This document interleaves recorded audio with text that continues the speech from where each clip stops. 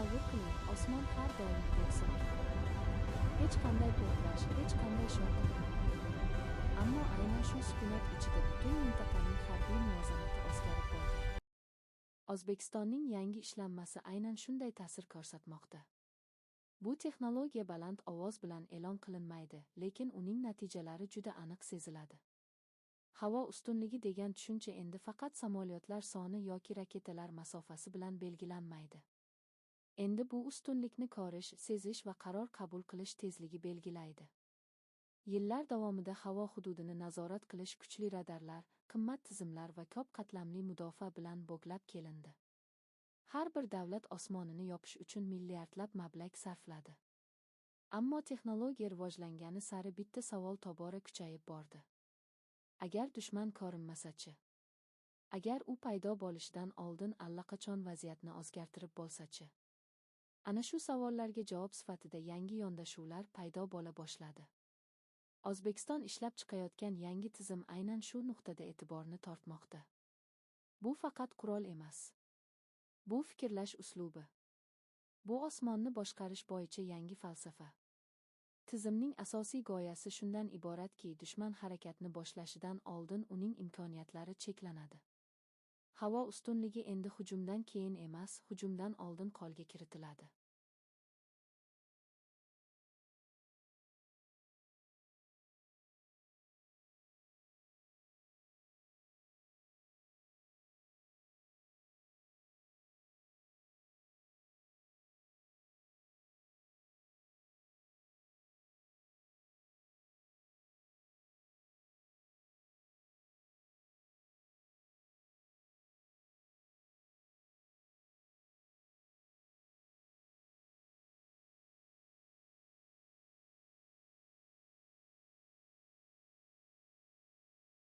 Eng qiziq jihati shundaki, bu ishlanma an'anaviy kuch namoyishiga tayanmaydi.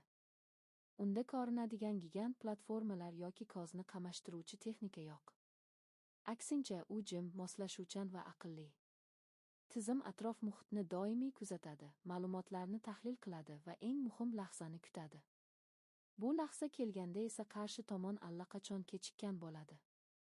Havo ustunligi haqida gap ketganda, ko'pchilik hali ham tezlik va balandlikni tasavvur qiladi. Ammo zamonaviy sharoitda eng katta ustunlik bu axborotdir. Kim ko'proq bilsa, kim tezroq tushunsa, o'sha yutadi. O'zbekistonning yangi ishlanmasi aynan shu tamoyilga asoslangan. U osmondagi har bir o'zgarishni, har bir nozik signalni tahlil qiladi. Natijada oddiy ko'z ilgamaydigan holatlar strategik ustunlikka aylanadi. Bu texnologiya yordamida havo hududi endi faqat himoyalanmaydi, balki boshqariladi. Qarshi tomon uchun osmon ishonchli makon bo'lishdan chiqadi. Har bir parvoz, har bir harakat oldindan baholanadi. Bu esa dushman rejalari buzilishiga olib keladi. Chunki reja faqat noma'lumlik bo'lganda ishlaydi. Agar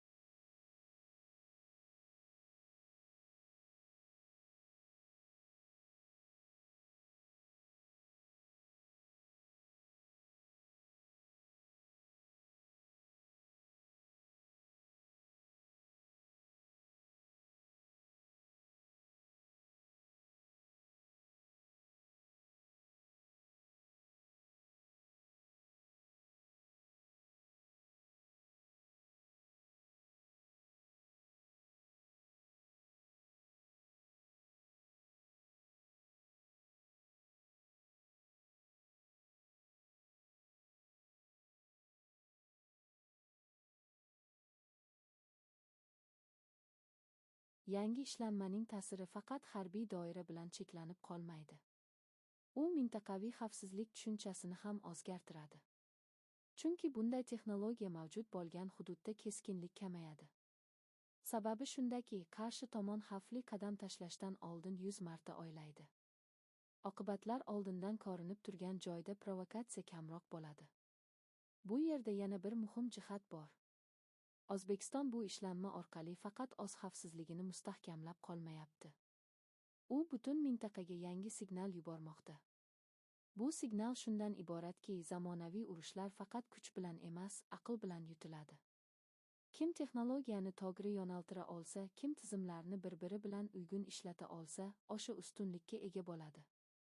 Ko'plab mutaxassislar aynan shu nuqtani alohida ta'kidlamoqda. Yangi ishlanma alohida elementlardan iborat emas. U yaxlit ekotizim. Har bir qism bir-birini to'ldiradi. Natijada oddiy himoya tizimi emas, balki moslashuvchan strategik platforma yuzaga keladi. Bu platforma vaziyatga qarab o'zgaradi, yangilanadi va takomillashadi.